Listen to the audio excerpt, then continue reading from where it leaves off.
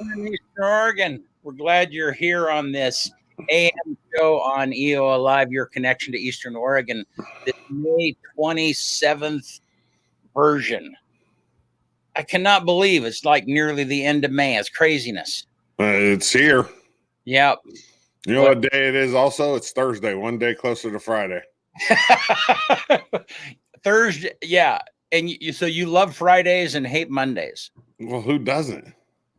I don't. I don't have a particular preference. I guess part of it is that, when you're the owner, it does not. Yeah. It's not like Friday is any more relaxing than any other. Well, I mean, I work Saturdays and Sundays too sometimes, but yeah, it just depends on the week. But yeah, on a normal week, yeah, Monday is not my favorite. Friday is my favorite. Well, and it's funny. You and I were talking the other day. It's like, what if we could just do away with Mondays? And well, then Tuesdays would become Mondays. It would suck. Yeah, that's very true. Then you'd have that would not work for me very well. Which way? The doing away with Mondays and then Tuesday became a Monday. Yeah, so you kind of. But at least then there would be 3 weekend days every time. Yeah. Hey, that sounds like a good idea, BC. What's that? To have a 4-day week? Yeah, we didn't even get done until like almost 9 last night. After 8 o'clock. We did. We had a late night last night. That was fun though, man. It was. I was jamming out last night. It was actually kind of fun. We recorded and it'll be broadcast, I don't know, maybe end of June, July. The Grand Round Symphony Orchestra had, I don't know, 12 or 13 piece string section. And we recorded it took us about 2 hours. Four camera setup, full audio. Yeah, it was fun. Very, very cool and beautiful. And they're good. They are. They're exceptional. Yeah, and they had a huge day yesterday. I mean, so they performed on the steps at EOU. That's those same pieces. You could tell they were a little bit dragging. It was, and those were easy pieces either. Those picking pieces are tough. I know. They did almost a whole song picking.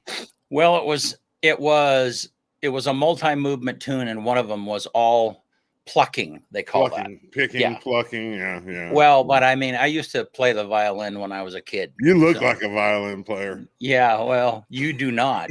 I know. You look like a violin squasher. I look like a bass player. You do. Yeah. Could you hear the bass through that microphone pretty well? Oh, yeah. Through the headset when I was wondering. Yeah, definitely. Yeah. I could hear each piece through there. Yeah. Very cool. Yeah, it was very cool. Yeah. Well, Good morning, Nicole. How's the diet going, man? It's going excellent. So this week's the least amount I've lost, 1.5 pounds. But you know what? I'm okay with it. Like it wasn't a positive number and I didn't change anything. So, the doctor was like, it's fine. Like this is normal. Like you're going to have weeks where you don't kill it. And I'm okay with it. Because you've had exceptional. I mean, I've had an 8 pound week, 8 pound in 1 week. That's crazy. Yeah. That's like a baby, dude. I'm averaging like 5 and I'm good with that. Yeah. Well, good. And so for those, give them the spiel, who is assisting you on that diet? Yeah. Metrim MD right here in LeGrand. If you want to lose 5 pounds, if you want to lose 100 pounds, if you have an ailment that's due to a weight problem, like high blood pressure, high blood sugar, high cholesterol, whatever, they can help you with that. I mean, it's pretty simple. It's a keto diet basically, and it's doctor overseen because it's a drastic drop in caloric intake for the day. So, I mean, give them a try. You go to their website, websitemd.com /LeGrand and check it out. You said it's Metrim. You said website MD. Yeah. Oh yeah. Well, it's 8 o'clock in the morning. Yeah. I usually record my show like later in the day where my brain's actually going. Yeah. Metrim MD. LeGrand. Yeah. Right next to us, basically. I mean, it's on 4th Street, right behind us. Good deal. Well, hey, let's take a look at the weather. Look at that. That's pretty out there, isn't it? Yeah, I actually put on a sweatshirt this morning because I thought it was going to be chilly outside, and then I got in my car and I was like, "Oh yeah, these are the kind of days I need right here." It was nice. Yeah, Well, hey, let's look at our weather kid forecast here. Going to get up to 74 today. That's weird because generally this time of year the high is later in the afternoon, and he's predicting the high to be around noon today. I like that though. There possible sprinkles in the afternoon, but it's going to be warm. 74. Yep. Looks nice. What about Friday? Tomorrow? Oh, it's back to that mostly cloudy, up high of 65. That's not ideal. Well, yeah, high, and then lows are still dropping into the 30s, man. That's crazy. It's still, it feels, that part of it almost feels like fall weather. It's kind of weird. Yeah, it's getting so cool in the evenings. Yeah. Wonder what it's like on Saturday. Saturday's a big day, man. What's Saturday? Oh, yeah, your birthday. You're going to be what, 74? Is that about right? It is a monumental. I'll be 60. Yeah. It's actually an important birthday. Yeah. No. So that means you're 10 steps down the hill. You the hill is 50, so you're on the. Is that right?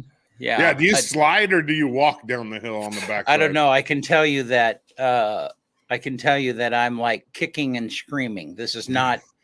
Yeah, this is not. Yeah, you're gonna get gag gifts. You're old enough now to where you get the old fart gifts. Yeah, well, I hope so. We're having all my family's coming in. We're having a big birthday deal, which is unlike me normally. But hey, it's the 60th.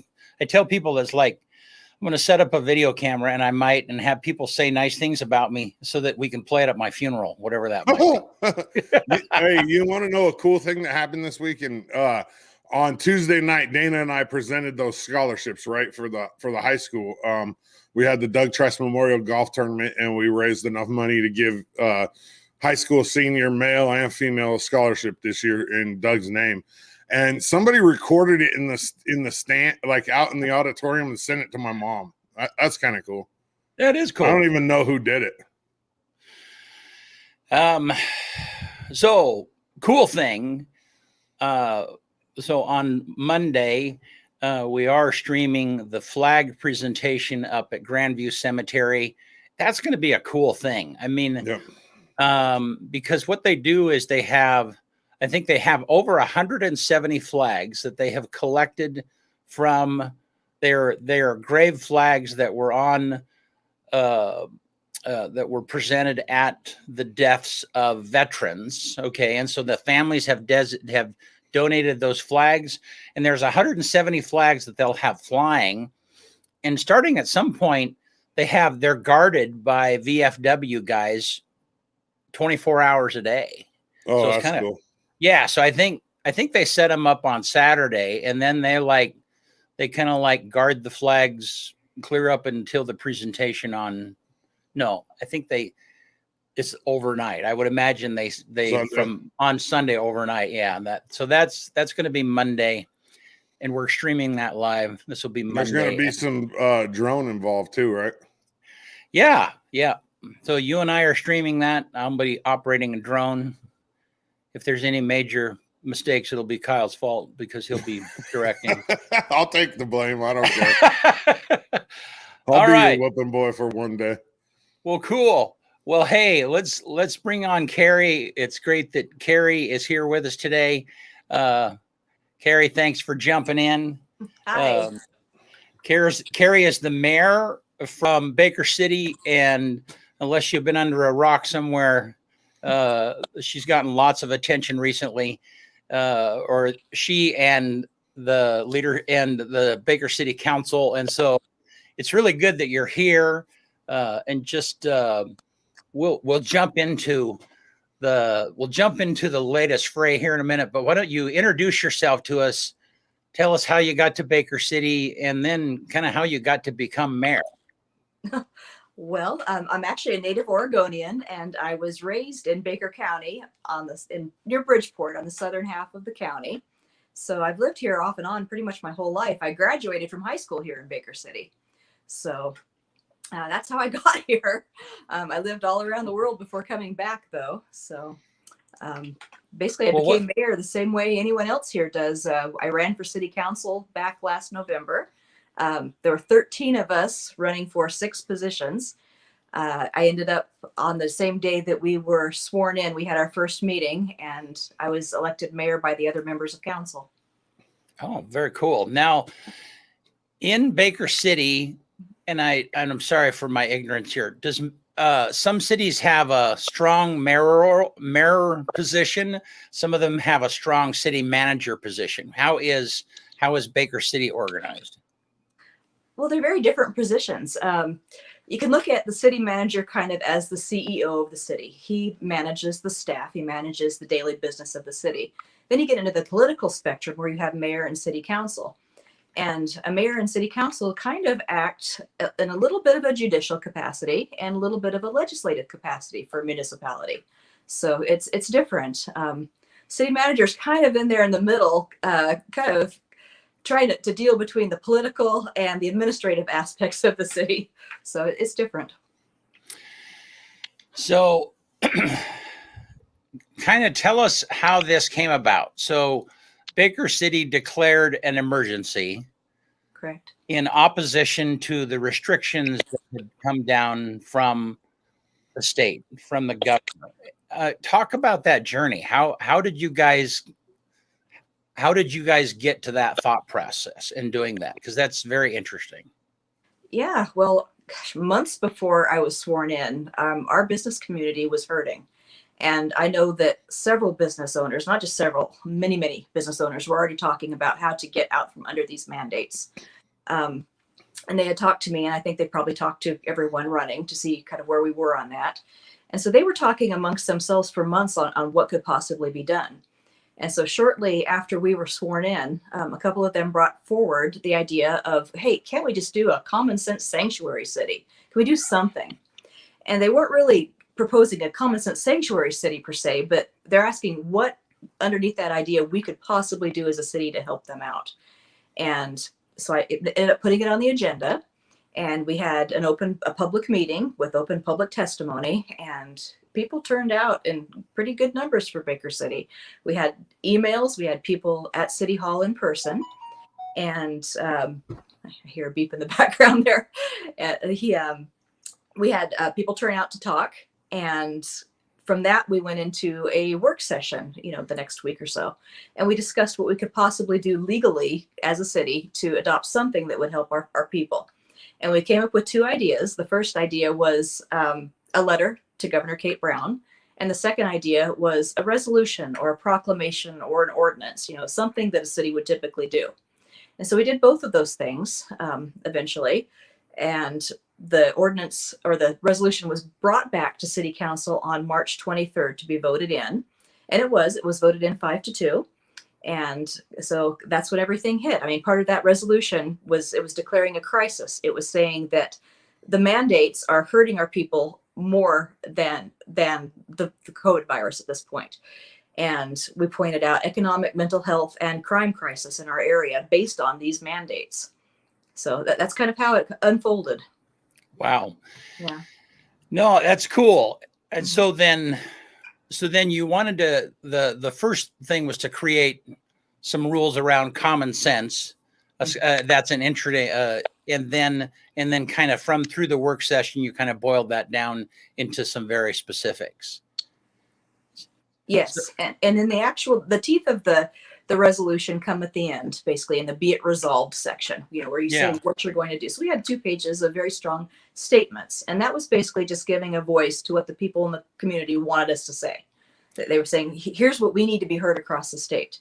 But the teeth of the resolution actually came in spreading this resolution through the media and across the state, because as we all know, there are strength in numbers. So our thought was, if we can get other counties and cities to adopt this and everyone at once stand up and say, hey, we're being harmed, it would be more effective. So how has that, I mean, clearly you've gotten lots of national attention. Correct. I've seen you on a couple of different national news shows. How has that, have you gotten response from the state, from Governor Brown? Have you had any real information come back to you that you've been heard? I know we've been heard, but I don't believe she's listening. And no, we have not had a response. I don't anticipate a response ever coming out of her office. Yeah. But the response from people in the state, all corners of the state, has been absolutely amazing. It hasn't let up. The phone calls, the messages, the emails, the in-person. If you go out to do an errand, people come up to you and talk about this. It hasn't stopped for a solid month now. It reached the point at the first couple of weeks after this really hit the national media. Our city manager had the city voicemail system turned on full time because the staff was constantly picking up the phone and having to take these messages. So we started funneling it into voicemail so they could keep up with it. So it was amazing. One of the first calls came from New Jersey. So is Baker City Council and Baker Mayor partisan seats? They're nonpartisan seats. They're nonpartisan seats? Okay. Nonpartisan seats. Just for the viewers so they know. Well, and so, yeah, I mean, we're talking to you. We're trying to reach, we're Baker City is part of our area, but Right. Clearly we live in LeGrand, and so we don't have a strong connection there. And which, by the way, if you like EO Alive and you want to help us, talk about Baker City stuff and carry this, certainly. I mean, anytime there's something going on, it's like, man, I need to go on EO Alive and talk about this, or something that's happening in Baker City that's relevant to Baker City area that we need to get the news out about, then, man, we sure invite you to do that. So, well, thank you. That's great to know. Thank you. Yeah. And it's funny because I have a friend over there who's been in the Baker City area, Lenny Spooner, been over there for years and years, and I was trying to get your contact information, and I started with him, and he said, well, I don't know her personally, but boy, I sure like what she's doing. I mean, that's, I actually know his wife. Yeah. Yeah. Well, good. So talk about some of the national attention that you've gotten. The first call came from New Jersey. I mean, what has that been like? Has that been a little strange? The whole thing has been just wild because at first, part of the resolution was to approach the media and deliberately try to get this out. And the first couple weeks after, it was a little bit slow. I mean, we had some local coverage and I think an article in the Bend Bulletin and things like that. And at that time, I recorded a podcast with League of Oregon Cities. And I did an interview with journalist Jeff Reynolds from PJ Media. And those things hadn't come out just yet. And so I took my 9-year-old daughter on vacation. we went halfway across the United States and came back in that time. And when I got back, both of those things were released. And when they released, the PJ Media article I think it trended #1 on their site, which it was kind of a shock to me. It soared to the top. Right after that, Glenn Beck's company, The Blaze, picked it up and did an article of their own. And from there, that's when Fox News hit. So I'm sitting here at Black Lion Publishing, which is my publishing company, at my desk. And my daughter comes running in with my mayor's cell phone. And there's a call on there from New York City coming in. And I pick it up, and it's Pete Hegseth, producer with Fox News Primetime. And he's like, hey, Pete just saw this. Would you like to come talk to him? And so that's where it began. Yeah. Well, yeah. So getting the word out, you guys check that box for sure. Yes, it worked. So very successful. And since then, several other cities, weekly after that came out, have been adopting this resolution or one very similar. Sumter, just down the road here, it just adopted it two days ago, I believe. Yeah. So what can you actually do? I mean, so what do you guys? So in declaring an emergency, you have the power to not comply. Everybody has the power personally to not comply. Correct. But the state still has opportunity to enforce whatever that might be. So, so how has that come out in practical things that you guys can do? Or is there anything in the declaration that relieves you of that outside obligation? Well, we do state up front, and that was at the request of some business owners, to be upfront that we cannot prevent OSHA from coming in and starting their process. So we wanted to be very clear with that as a city, we don't have that power. We wish we did. We wish we could relieve that, because this is grossly unfair. We have a weaponized state agency targeting our businesses. So yeah, we were very upfront with that. But past that, we trust our people. We trust that they can either comply or not comply at this point. And the point I keep making is, with this process, if these businesses are backed into a corner, okay, they're going to lose their businesses if they kept complying with these extreme and high risk categories. So it's cheaper for them to open up and risk the fine than it is for them to close their doors and lose their livelihoods. So it's up to them on an individual basis how they want to handle that. And have you found them, like, with that support from the city council, have said, okay, we're going to do this? I mean, is that turned into some practical reopenings? It has, and it has not just in Baker County, but across the state. I am hearing from literally every single corner of the state. So, and it's crossing. I know there's an argument that, okay, well, this is just a conservative Republican thing, but it isn't. I'm hearing from hardcore lifelong Democrats in the Portland area who voted for Kate Brown last time, who are supportive of this. So yeah. we've crossed all lines across the state. That's awesome, because it's wonderful. Yeah, and part of it is the inconsistency that, so, and Kyle and I have railed about this in the middle of the pandemic. They're letting bars open so that people can come in and play lottery, but the bar can't serve them drinks or serve them food. Yeah. So darn near criminal. Yeah. So it's just and those, those eating establishments, restaurants and bars that they've been hit the hardest throughout this whole thing. Oh, and it's grossly unfair, and it's completely arbitrary. Right. And they're constantly telling us to pay attention to the science, adhere to the science. And when you ask, show me the science, they don't have it. I was on a mayor's call back in February with the Oregon Health Director, our state epidemiologist, and the governor, and several of the mayors. And it was asked during that call, okay, it was a Zoom call, where did this information come for the lockdowns? Where did the data come from? And one of them responded that they had purchased marketing lists from credit card companies out of state. I mean, you could have knocked me over with a feather. That's not science. And that's what they've been basing our lockdowns on. And that's the only time I've ever heard that statement said out there. After that, there's just been silence and no data presented. But there is no data supporting these lockdowns, and there never has been. So connect the rest of that. So how were they using credit card data to support did they connect those dots for you? What was the rest of that thought process? Yeah. No, they did not connect the dots, and that seems so illogical to me. It's unreal. So yeah. Well, and that's been part of the conversation that we've had is that I don't know how many people per square mile we have in Eastern Oregon, but we're pretty spread out compared to, an urban area and so on and so forth. So, and Baker City is in that. I mean, we're siblings in that way. Is that our density of population is very similar to yours. You guys might have a even less dense than what we do, but yeah, it has been really arbitrary. Very.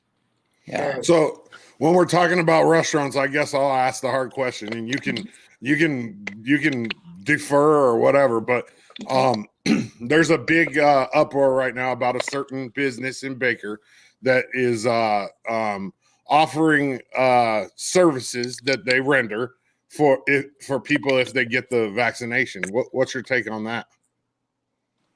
Yeah, that struck me. My personal opinion, and it probably doesn't reflect that of all of council, of course, is that that's wrong.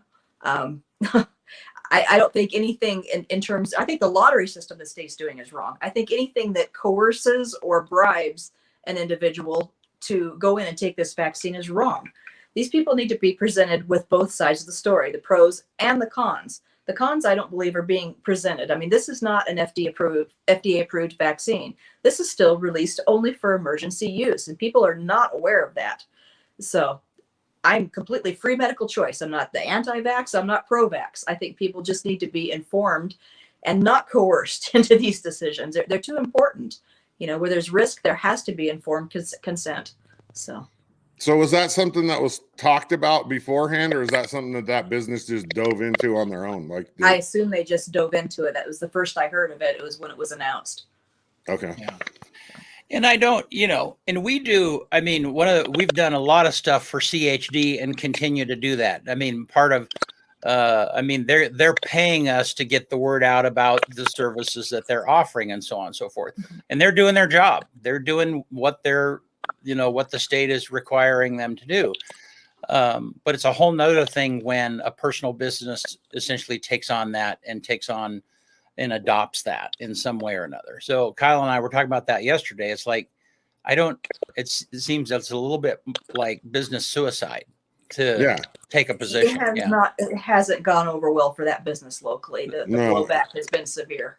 So I'm a firm believer that if you're a business owner, you can do what you want. I mean, you own the business, but also, I mean, I know in our profession, like you have to tread lightly on issues around politics and religion, and it's just part of the business. So let me ask you this question, because we're in this position. So we're, so EOA Live, our job is to represent the people that are in this area. LeGrand has about, 60% conservative, 40% liberal folks, roughly, and so then our job is to talk about the news from that standpoint. So, I mean, we don't try and go one way or the other. And that's similar to you as the mayor also is, how do you represent, do you have an idea of the split of the political landscape of Baker City, and how do you represent them? How do you represent the variety of folks in Baker City? Yeah, it's a 3-to-1 conservative to liberal here in Baker City.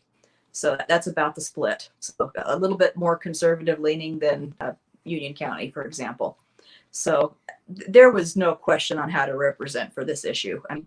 One of our counselors was returning from her last term, so she was second term in, or I think she's finishing actually her first term, but she's had some experience. We lost her. We lost her. I didn't. What did she say? What was the split? I did. It was the internet kind of breaking up. Yeah, it was breaking up. Maybe we can get her back in. Yeah, hopefully so. But yeah, I don't know. I mean, our webcam quit. I don't know if there was like a. I think her internet quit. It was starting to get really. I know, but I had something on my end too that quit. Yeah, so it's kind of very strange. Yeah, I don't know if there was like a cloud. Well, hopefully she'll come back. So no. She said 3-to-1 split. Yeah, thank you. They heard her and we didn't. That's weird. Well, it was close. I just couldn't quite. Yeah. So, well, it seems like she's obviously taking the. Oh, there we go. Yeah. She's back. Hey there. Now we don't have any sound. We don't have any audio right this second. Yeah. No, nothing yet. Here, let me kick you out and come right back in. That sometimes helps. So, all right. Yeah. What were you getting ready to say? Oh, I was just saying, like 3-to-1. I mean, that there's still that one, 33% of the population that, unfortunately, this is like become a political issue. You know what I mean? So there's still that 1/3 of the population that is probably against it. How about now? Okay, I can hear you. All right, good. We got it? Okay. Yeah. Thank you. Yeah. No, so we were talking about the 3-to-1 split in your area and Correct. How you represent them. I mean, for the most part, and I say this about our own city council because I broadcast the city council meetings here in town. And so I've been at every city council meeting for the last 10 years, probably. And, there's a large, I don't know, maybe 95% of the agenda or the decisions ever made have nothing to do with political persuasions one way or the other. True. Have you found that in your role also? Yeah, most of what we talk about during meetings, I mean, it's completely neutral. It's just business subjects. It's street issues or approving contracts or things like that have nothing to do with the political side one way or the other. So yeah, this topic that we just dealt with, of course, was highly political, but we had just a small handful of people who were against this, and we were flooded with people who were for it. So it was very clear. It still is very clear which way the community leans. So. And you were elected. When were you elected again? I was elected last November, but we were all sworn in on January 12th. Okay, so we were not far before. So but you said that during the campaign there were a lot of questions that kind of led you to this decision. That was before COVID had really hit when you were sworn in. What part COVID of the camp this year? Oh, so you were sworn in this year. This year, yeah. So COVID had been continuing for a year. Yeah. Okay. So then during the campaign, people were already sick of the whole situation. And so then part of the conversation of the campaign is, what can we do to push back against this? Yeah, that was definitely something that people wanted. So. Okay. So then, yeah, I mean, so I had heard for months from folks who were hurting. Yeah. So then part of what you were feeling is like, well, hey, I mean, one of the reasons people elected me is because I said I would take some action on this. And then, so then you kind of had an idea that, yeah, if I'm elected, we'll do something. I had an idea that we wanted to do something, but I wasn't aware that the week after we were sworn in, this would be presented. So okay. Yeah, it happened very quickly. Yeah. So, yeah. Oh, well, so go ahead. Wait, when you were running for city council, because you ran for city council first and then they voted you into mayor. When you were running for city council, was part of, oh, we lost her again. Dang. Yep. We need to get them some EOA over there in Baker City, some fiber internet, man. That's right. Well, one of our sponsors, EOA. Thank you, guys. Yeah. Well, why don't you I'll just bang out my list real quick. Yeah, take it. Yeah. And on this day, 1907, the bubonic plague broke out in San Francisco. May 27th, 1907. May 27th, 1930, the Chrysler Building in New York City was the tallest man-made structure at the time, open to the public. May 27, 1933, Walt Disney's short film Three Little Pigs was released. Go ahead. Okay. I'll come back to the list. Okay. All right. We have you again. Yeah. Sorry about that. I think Verizon doesn't like us today. Yeah. Right. I think you're right. Yeah. So my question, when you were voted into city council, was this issue part of what you used as like your mission, or what you said when you were running is I'll address this issue? And does that make sense?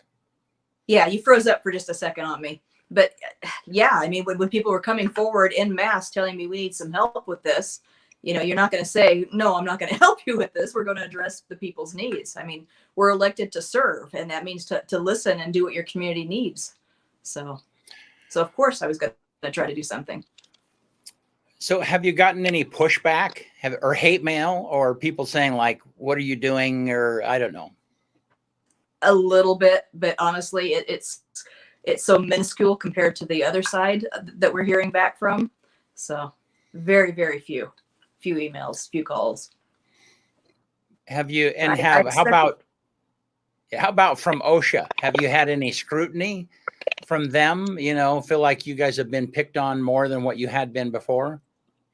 I'm aware that some of our council meetings are watched, just at the governor's office and Salem level, because they're aware of us for sure. But we haven't heard anything directly.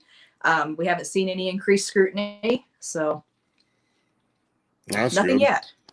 Well, it's kind of funny because I feel, I actually have a friend that I grew up with who is way up in the OSHA, and he lives in Washington State, and I was talking to him about this, and he's like, yeah, my guys hate this. I mean, they're just doing their job, and he said, yeah, we've had to take all their personal information off of our website because people are going to their homes and threatening their lives. And I mean, it's so from that standpoint, it's just crazy because those OSHA guys, some of them, there might be some of them that have a chip on their shoulder and they're using the power that they have to make people's lives miserable. It's kind of like cops. Yeah, I was going to say that. Yeah, no cop wants to give a ticket and ruin someone's day, but it's their job to reinforce or to enforce the speed limit and so on and so forth. So, right. Yeah, and this is not what OSHA was created for, and I'm sure not what these folks signed up for when they took that job. So, no, it's crazy. Yeah, it's crazy. Well, real quick before we wrap it up, talk to us about your publishing company. What's your day job? Because that's kind of interesting. That's not something everybody does. My day job is a publishing company. That's what I work at. Black Lion Publishing. I formed in 2007 here in Baker City when I moved back. So I started out releasing romance novels for the most part. And lately we're doing travel books, true crime. True crime has hit huge. So I have authors all over the place, all over Canada, the United States at this point. And we've been very blessed. We're hitting #1 on several different Amazon categories and just growing. So, well, and publishing has radically changed too, because a lot of authors feel like I don't need they can self-publish and so on and so forth. So how have you adapted your business to reach those people that need your help? I mean, talk a little bit about how publishing has changed. Yeah, well, when we started out, it was mostly paperbacks. I mean, that was the bulk of the sales and kind of where things were focused. And very quickly after that, ebooks really caught on. And so they haven't stopped. I mean, Kindle and everything, that's a huge market. And we've now expanded into audiobooks. So we have all of that going at this point. So every time the industry shifts, you just shift with it. Yeah. Mm-hmm. Yeah. So then do you have people that read the books for you I would imagine you kind of hire this stuff out here and there. How do you manage all of that stuff out of little old Baker City? Here and there, but the authors are by contract across the country. And then I have also some contract editors, proofreaders, that sort of thing. So, yeah. And how did you get into the publishing business? That's interesting. When I moved back to the US from Japan, I'd lived right outside of Tokyo. I moved up to the Seattle area, and I worked briefly with a medical publishing company there until they relocated to Toronto. So their US operations closed. And from there, I went into the AEC industry, which is architecture, engineering, construction, and did that for several years at an executive level. And then when I came back to Baker, it became very clear that my skill set really didn't match something that existed here. And I wanted to stay in the area. So that meant create something for myself. And so that's why I started the company. So, and I love books, absolutely love books, love to read, love to write. So it's a natural fit. That's cool. Because when I went to your website yesterday, your name was not on the author list that I could see. True. So do you write yourself? Do you have, is that something that you do kind of as a hobby? I started out, I haven't had time for ages to write something on my own, but I started out with publishing one of my own books and then just kind of went from there. I prefer to publish other authors at this point and help market their books. So, yeah. There's only so many hours in the day, Yeah. Do you ever get a book that's like, wow, this is going to be amazing. I can't wait to advance the publishing of this book. Well, I only publish good books, Okay. Yes. The query pile that comes in is substantial. and I select not even 1% of what comes in. I mean, not even that at this point. So the books that are published are really good. I mean, they're top quality books. So the How do authors you know their art and they know their business. how do you get through that much stuff? I read really, really fast. I do. Wow. Well, Yeah. that's cool. That's a gift. Yeah. Well, Kerry, thank you so much for coming on. Yeah, really appreciate it. And again, we're really looking for a good media partner connection in some of the the other towns that we're not in. And so, if you ever have, some young kid, or it doesn't matter, or some old guy who's retired or whatever, and they have time and they're like, they care about Baker City, they're passionate about getting the information and the news out about Baker City, please connect them with us. Okay, and good to know. Yeah, and if there's ever a burning issue, it's like, hey, I want to talk to Brent and Kyle and see if I can, get on the AM show. Man, we just love to have you on anytime. Well, we did just declare Baker a Second Amendment sanctuary city this week. I don't know if you heard about that. No, talk to us about that. That's what are the details about that? Yeah. We are supporting, we had an ordinance passed at a county level as a Second Amendment preservation county, basically. And so we're just added another layer into that. So we have our city resolution, our county ordinance, then we have the state constitution and the U.S. Constitution. So we just showed our support. And what are the specifics about that? What does that define that a little bit? What does that mean to be a Second Amendment sanctuary city or sanctuary county? Yeah, both at this point. We're supporting the Second Amendment. It's a pretty self-explanatory, and we're saying that we're not supporting any laws that directly come in and would infringe on those rights. So as a Second Amendment sanctuary city, are you allowed to carry concealed without a concealed weapons permit? Probably not. Well, to me, that's a Second Amendment right. Like, it's nobody's business if I have a gun on me or not.